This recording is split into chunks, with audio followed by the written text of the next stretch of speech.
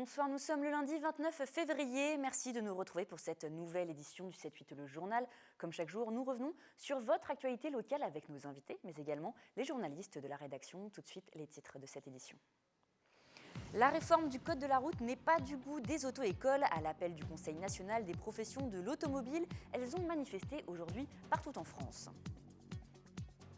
Le Modem 78 va impulser une nouvelle dynamique et se rajeunir. Son nouveau délégué départemental, Jean-Baptiste Amonique, 23 ans, est notre invité ce soir pour nous en parler. Et en football américain, on jouait ce week-end la 3e journée du championnat élite, l'équivalent de la première division. Ce samedi, les Templiers d'Elancourt ont été battus sur leur terrain par les Dauphins de Nice. Retour sur le match à suivre.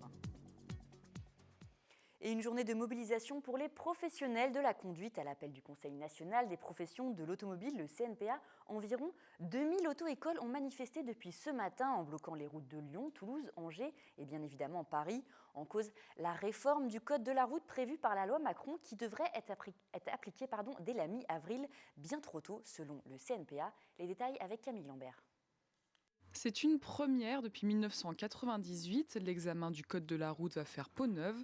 Présentée il y a quelques mois par le ministère de l'Intérieur, la réforme prévoit de passer de 700 à 1000 questions, mais surtout de réduire les délais du passage du permis en privatisant l'examen du Code. On améliore la qualité, on diminue les délais, et les candidats sont satisfaits. Ça ne pénalise pas les inspecteurs en place en dévalorisant leur action. Et nous, les directeurs d'écoles de conduite, entretenons des relations plus apaisées avec nos candidats. Boîte automatique et nouvelles technologies, les questions se veulent plus modernes. Le remplacement des anciennes questions est prévu pour le 18 avril, bien trop tôt selon le Conseil national des professions de l'automobile. Lundi 29 février, le syndicat a appelé les auto-écoles à manifester dans la rue. Elles étaient près de 1000 dans la capitale. Que dirait-on si 2 mois avant le bac, on changeait les épreuves ? On est fiers de nos élèves, on est fiers de leur formation et on les défend à ce titre. Il faut avoir un juste prix. C'est pour ça que nous demandons que cette réforme, qui est une réforme nécessaire et obligatoire, je le répète, puisse débuter en septembre. Selon le CNPA, il faut en moyenne 4 mois pour former un candidat au Code de la route. Mais sur cette mobilisation, le principal syndicat de la profession fait cavalier seul. Les organisations UNIC et UNIDEX se sont félicitées de cette réforme et n'ont pas pris part à la manifestation. Et le CNPA a été reçu en début d'après-midi par le cabinet du ministère de l'Intérieur. Ils ont obtenu un délai de 2 semaines. Le remplacement des anciennes questions serait donc prévu pour début mai. Le syndicat ne juge toujours pas ce délai suffisant et indique qu'il maintiendra la pression sur les pouvoirs publics. Et nous ouvrons donc une page politique à présent. Invité de ce journal dans un instant, Jean-Baptiste Amonique, délégué départemental du Modem. Mais pour le moment, nous faisons le point sur la législative partielle dans la 2e circonscription des Yvelines. Avec vous, Wilfried Richy, bonsoir. Bonsoir Florane. 13 et 20 mars, ce sont 2 dates à retenir pour les électeurs de cette 2e circonscription des Yvelines. Si vous résidez à Vélizy, Villacoublay, dans une partie de Versailles ou encore dans le canton de Chevreuse, qui comprend Magny-les-Hameaux et voisin le Bretonneux pour Saint-Quentin en Yvelines, il faudra vous rendre aux urnes. Votre député, Valérie Pécresse, ayant fait le choix de démissionner. Valérie Pécresse, devenue présidente de la région Île-de-France, qui a fait donc le choix de quitter l'Assemblée. Et pourtant, la loi ne l'y obligeait pas. Aujourd'hui, un parlementaire peut exercer au maximum un mandat dans une assemblée locale, région, département, commune. David Douillet, lui aussi élu conseiller régional en Île-de-France, a d'ailleurs fait le choix de rester député de sa 12e circonscription. En revanche, impossible pour Benoît Hamon, député socialiste de la 10e circonscription, de prendre un poste à la région en conservant un autre dans une mairie. C'est pourquoi il n'est plus conseiller municipal à Trappes. Pour en revenir à Valérie Pécresse, comment son départ est-il perçu ? Elle qui a été élue pour la première fois en 2002. Voici vos réponses au micro de Camille Lambert. Oui, elle a eu raison, absolument. Pas trop, si elle s'est engagée il n'y a pas longtemps en plus qu'elle a été élue, donc c'est un peu gênant, moi je trouve. Mais enfin bon. Je suis d'accord avec cette démission puisque je suis contre le cumul des mandats. J'étais un peu déçue parce que j'aime beaucoup Valérie Pécresse. C'est quelque chose de pas habituel pour la région parisienne et je trouve ça très très bien. Je trouve ça normal, c'est son engagement et le cumul des mandats ne me convient pas non plus. Normalement, le double mandat, ça devrait être annulé depuis longtemps, donc ma foi, ça peut être bien. Elle se concentrera beaucoup plus sur une mission que sur plusieurs. Et maintenant que Valérie Pécresse est partie, qui pour lui succéder? Ils sont aujourd'hui 9 à se présenter avec leurs suppléantes ou leurs suppléants. La liste va apparaître à l'écran et on remarque que la droite a fait l'union autour de Pascal Thévenot. C'est le maire de Vélizy. Il a le soutien de son parti, les Républicains, mais aussi de l'UDI et du MoDem. En revanche, à gauche, le PS part seul avec Tristan Jacques, jeune candidat de 28 ans, adjoint au maire de Manille-les-Hameaux. Parti communiste, Europe Écologie se lancent chacun de leur côté dans la campagne. Et dans ces conditions, ce sera difficile pour la gauche d'imaginer l'emporter. D'autant plus difficile que la circonscription était déjà à droite dans les années 80 avec Franck Borotra en figure forte qui a aussi d'ailleurs siégé en tant que président du conseil départemental. Et puis vous l'avez aussi sans doute remarqué, mais à gauche il y a de nombreuses petites candidatures qui viendront enlever de précieuses voix comme celle de Nouvelle Donne par exemple, un mouvement politique né au sein du Parti socialiste en 2014. Cependant il y a aussi quelques candidatures divergentes à droite. Didier Blanchard, candidat Nous Citoyens, il siège à Vélizy dans l'opposition également. Il reproche à Pascal Thévenot de déjà cumuler des mandats. Maire de la ville, vice-président de la communauté d'agglomération Versailles-Grand Parc, par exemple. Florane, votre invité pour le journal, Jean-Baptiste Amonique. Bonsoir, vous êtes le délégué du MoDem 78 et vous soutenez Pascal Thévenot. J'ai tout de même envie de vous demander ce que vous pensez de cette situation et plus particulièrement de ce cumul des mandats si jamais demain Pascal Thévenot devenait député. Déjà, il faut remettre les choses un peu en perspective. Il faut déjà comprendre que c'est une législative partielle, donc qui a pour but, on va dire, de finir la mandature en cours. Donc c'est un mandat d'1 an. Il reste 1 an pour le député qui sera élu. Oui, aujourd'hui, si on a justement cette législative partielle, c'est parce que Valérie Pécresse a décidé de se mettre en conformité avec son engagement de campagne de ne pas cumuler le mandat de présidente de région et le mandat de député.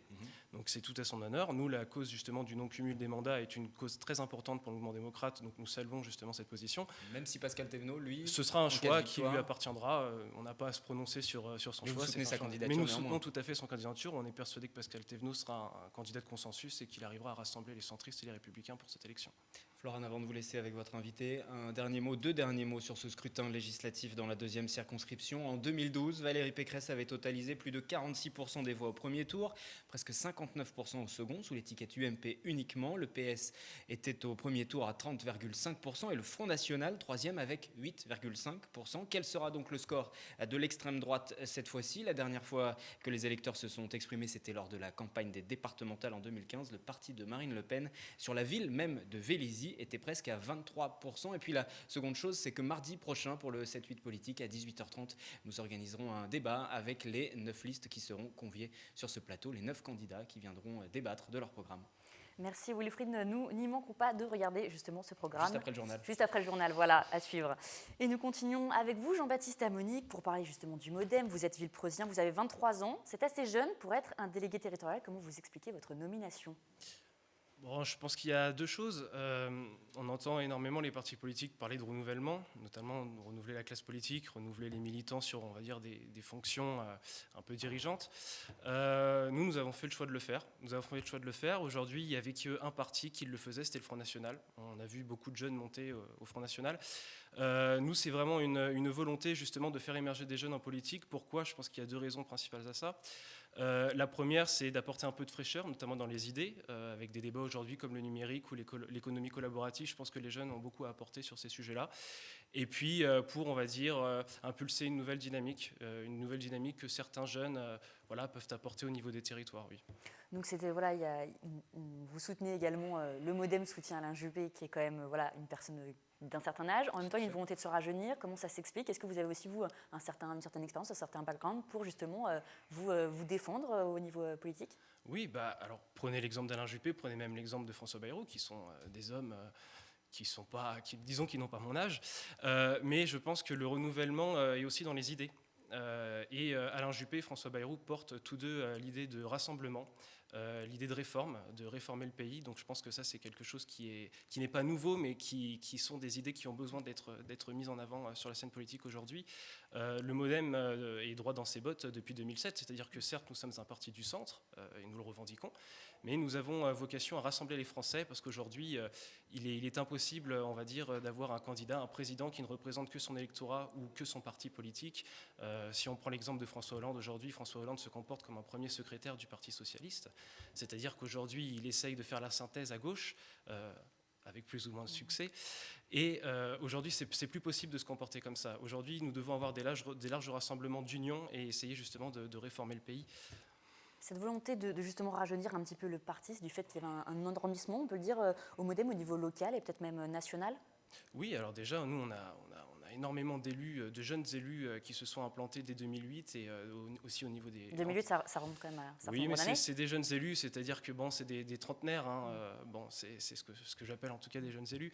On en a eu d'autres en 2014 et donc ces élus-là, ces jeunes élus vont continuer à progresser dans la vie politique et oui, ils ont énormément d'idées à porter, défendre les valeurs du centre, défendre les valeurs du MoDem et oui, on compte sur eux.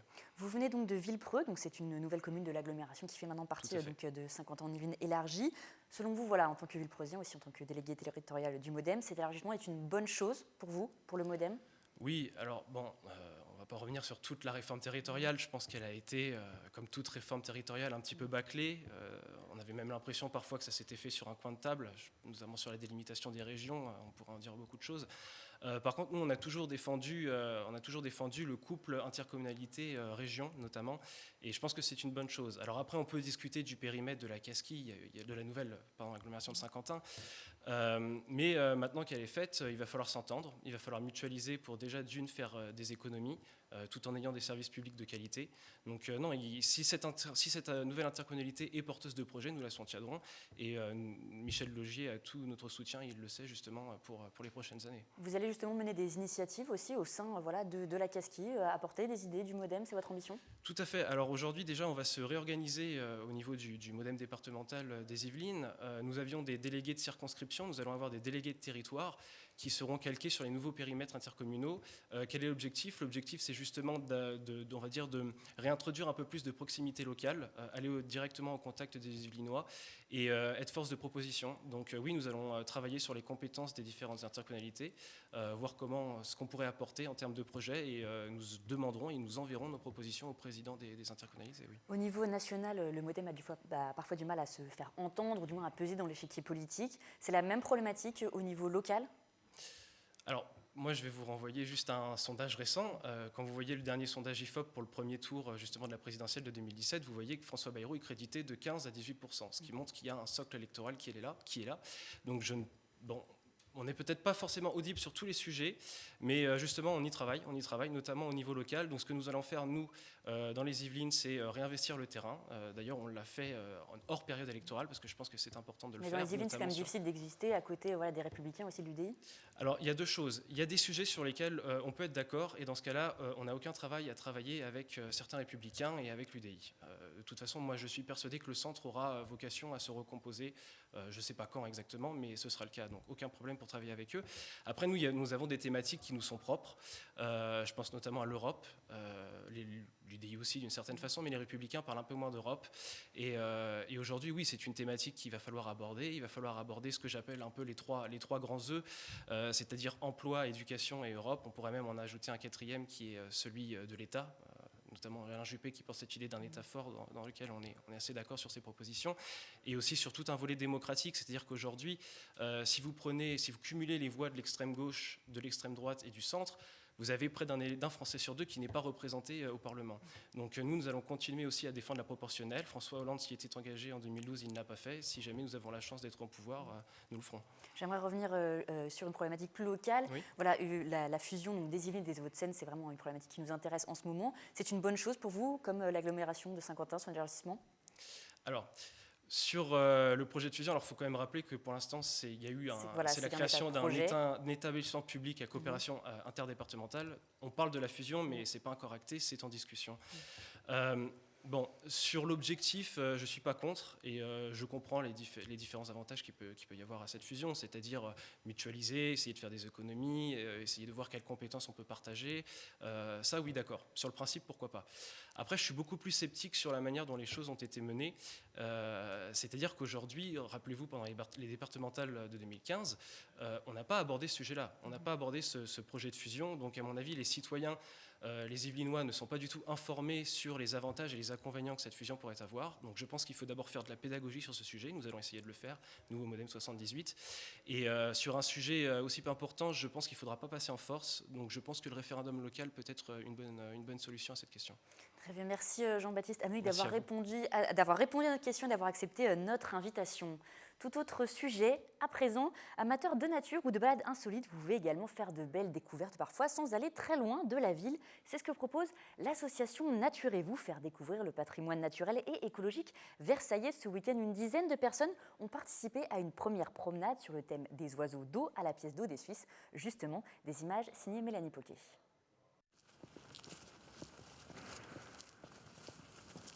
Ils marchent sur les traces des oiseaux versaillais, ou plutôt des volatiles qui ont élu domicile à la pièce d'eau des Suisses. En période hivernale, elle abrite de nombreux spécimens, des espèces que l'association Naturez-vous décide de faire découvrir aux ornithologues en herbe, armés de jumelles et de chaussures de marche. Je sais qu'ils sont présents, d'autres personnes les ont remarqués aussi, c'est le fuligule morillon et le fuligule milouin. Ce sont des espèces de canards. J'y connais rien en fait, je les connais pas du tout et ça m'intéresse de pouvoir les reconnaître un petit peu. C'est très intéressant, hein, ça permet de mettre des noms sur les animaux qu'on voit, les oiseaux, et puis d'apprendre un peu leurs mœurs, et puis comprendre un peu mieux. Fuligules, grèbes huppées ou cygnes, des oiseaux d'eau écologiquement dépendants des milieux humides. L'association a décidé de les faire connaître grâce à cette promenade d'1h30, une initiative qu'elle conduit pour la première fois. Les deux objectifs de l'association sont effectivement de sensibiliser les gens à la protection de l'environnement. C'est quelque chose qui nous touche beaucoup. Et puis la deuxième chose, c'est de faire découvrir aux participants qu'à côté de chez eux, ou en bas de chez eux, il y a des espèces qu'ils n'ont pas l'habitude de reconnaître et qui ont des choses à nous apprendre. Un de nos objectifs aussi, c'est de montrer aux gens qu'ils ont de quoi s'émerveiller autour d'eux. Même des espèces qui sont très communes, finalement, on peut retrouver cet émerveillement juste en ouvrant les yeux et en observant ce qui nous entoure. Le patrimoine naturel de Versailles enfin révélé. Prochaine balade programmée par l'association le 23 avril au départ de la cathédrale Saint-Louis. Là où niche le faucon cresserelle, une autre espèce méconnue. Et nous entamons la deuxième semaine de vacances pour la zone C. Les lieux touristiques multiplient les activités, notamment à destination des enfants. À la laiterie de la Reine à Rambouillet, les équipes proposent de découvrir le lieu à travers les 5 sens. Regardez ce reportage signé Mélanie Poquet. Elle adore s'amuser, elle adore s'occuper des animaux. Et donc son mari, le roi Louis XVI en personne, a décidé de lui offrir ici à Rambouillet, dans son domaine, une magnifique laiterie. Petite explication historique pour ces enfants de 7 à 12 ans avant de se lancer dans l'aventure. Pendant ses vacances, la laiterie de la Reine achetée par Louis XVI en 1783 devient un espace de jeu pour les plus jeunes. Leur défi, apprendre à travers les 5 sens. Pourquoi avoir choisi les sens ? Parce que ici, quand Marie-Antoinette elle venait, on peut dire vraiment que tous ses sens étaient en alerte. On avait ces animaux qui étaient là, les odeurs des produits laitiers, et c'est des choses qu'aujourd'hui on a complètement disparu parce qu'on est vraiment dans un monument à part entière qui a perdu finalement son âme. Identifier un médaillon simplement en le touchant ou encore reconnaître un produit laitier au goût, des épreuves parfois un peu compliquées comme ce parcours à l'aveugle. J'avais les yeux bandés et j'ai dû écouter quelqu'un pour me guider dans un circuit et il y avait quelqu'un d'autre qui me disait l'inverse. C'est bien, c'est marrant et puis j'aime bien. Après tous ces efforts, un peu de repos bien mérité dans la salle fraîcheur de Marie-Antoinette. La laiterie de la Reine accueille les enfants de 3 à 12 ans les mercredis, jeudis, vendredis et samedis jusqu'au 7 mars prochain. Et nous ouvrons une page sport à présent. Football américain ont joué ce week-end la 3e journée du championnat élite, l'équivalent de la première division. Ce samedi, les Templiers d'Elancourt ont été terrassés sur leur terrain par les Dauphins de Nice. Le score 33-13. Résumé du match avec Mickaël Elmidoro et Mélanie Poquet. Un match à vite oublié pour les Templiers d'Elancourt. Ce samedi, les Elancourtois se sont fait submerger sur leur terrain par les Dauphins de Nice à l'occasion de la 3e journée du championnat élite. Le score est sévère, 33-13. Les Dauphins ne sont pas venus ici de Nice pour faire un match nul ou perdre le match. Ils sont venus, ils étaient motivés. Et c'est une équipe explosive. Ils n'ont pas beaucoup de joueurs, donc ils jouent sur leur intensité et ils jouent ensemble. On ne s'est pas réveillé dans les 5 premières minutes. Donc il y a eu 5 actions, on prend 2 essais. Donc après, c'est dur de revenir. C'est une bonne équipe. Il faut le respecter, mais nous on a raté plein d'occasions. On a beaucoup plus de talent et de potentiel que de ce qu'on a montré ce soir. Après cette contre-performance, les Templiers pointent à la 4e place du classement avec un bilan de 2 défaites et 1 victoire. Pour expliquer ce début de saison en demi-teinte, les cadres pointent le manque d'assiduité aux entraînements. On joue comme on s'entraîne. Et dernièrement, on n'a pas fait des superbes entraînements. Et ça se voit sur le terrain. Si on veut performer, plus de monde dans l'entraînement, plus de discipline, c'est qu'en devenir. Prochain match pour les Templiers d'Elancourt le dimanche 13 mars sur le terrain des Cougars de Saint-Ouen-le-Maune, champion de France 2015 et invaincu depuis 17 matchs. Et les Templiers d'Elancourt peut être bientôt connus dans le monde entier. En tout cas, aux États-Unis, ils ont reçu la semaine dernière la visite d'une équipe de tournage américaine. La société de production de Podium, composée de 4 personnes, est venue visiter et filmer pendant 5 jours les Élancourtois pour réaliser un documentaire sur l'émergence du football américain en Europe. On écoute tout de suite Will Powell, le cofondateur de l'entreprise. Il était au micro de Mélanie Poquet. La Ligue française est très compétitive et elle a grandi très rapidement. Nous avons voulu couvrir les Templiers parce que c'est une petite ville avec de bons joueurs, de bons coachs et nous pensons qu'ils vont avoir beaucoup de succès cette année. Et l'équipe de tournage posera également sa caméra au flash de la Courneuve et sur les terrains des Cougars de Saint-Ouen-l'Aumône avant d'aller en Suisse. Le documentaire sera mis en ligne sur le site qui s'affiche en ce moment en bas de votre écran. Aucune date de diffusion n'a été communiquée, mais nous vous tiendrons bien sûr au courant. Et enfin, c'est une discipline peu médiatisée et pourtant elle compterait près de 60 000 pratiquants sur le territoire. L'aïkido, un art martial fondé au début des années 1900 au Japon, allie techniques physiques, mentales et spirituelles. Au Clé-sous-Bois, Geraldo de Carvalho est professeur d'aïkido. Depuis septembre 2015, il fait partie des 20 Français à être 6e dan. Regardez ce portrait signé Camille Lambert. Déplacement, placement technique. Une technique imparable pour déséquilibrer son adversaire. Geraldo l'enseigne à ses élèves depuis 1998. Aujourd'hui, il fait partie des 3 professeurs yvelinois à être 6e dan dans cette discipline. Cette distinction, il l'attribue à 2 ingrédients, travail et passion. Il faut être passionné à la base et la passion amène à ce résultat. Et sans s'y attendre et sans faire aucune demande, de tous les grades que j'ai passés, c'est les professeurs qui m'ont présenté. En France, ils sont une vingtaine à avoir obtenu ce grade. Alliant technique de défense et enseignement spirituel, l'aïkido est basé principalement sur l'esquive. L'objectif, désamorcer l'agression sans attaquer et être en harmonie avec son adversaire. C'est basé uniquement par les déplacements justes au moment juste. J'ai toujours aimé le rôle de Uke, celui qui subit la technique, qui pour moi est un grand artiste, parce qu'il est dirigé par celui qui fait la technique, mais en même temps, il faut qu'il soit sur la même longueur d'onde. Des combattants en jupe, une image qui a marqué Geraldo quand il a découvert l'aïkido dans les années 70. Sa passion pour cette philosophie est née à l'adolescence avec les films d'arts martiaux. Il y avait un téléfilm qui passait à la télévision, je me rappelle, ça devait être le samedi après-midi, qui s'appelait Kung Fu, avec David Carradine. Et c'est un film qui était magnifique, la conception de sa philosophie, quand il était tout jeune, quand il était au monastère. Est-ce que Maître Pau vivait à l'instant où tu as porté le coup fatal à son meurtrier? Amoureux du Japon et des arts martiaux, Geraldo s'est également lancé dans le karaté depuis 6 ans. Mais pour lui, quelle que soit la discipline, il s'agit d'une grande et même famille. Et c'est la fin de cette édition. Je vous remercie de nous avoir suivis. Tout de suite, vous avez rendez-vous avec Mickaël Elmidoro pour le 7-8 Sport et les résultats sportifs du week-end. Au programme du football américain, du basket féminin, avec notamment la victoire des filles du club Le Chesnay Versailles. Je vous retrouve demain pour une nouvelle édition du journal. Je vous souhaite une excellente soirée.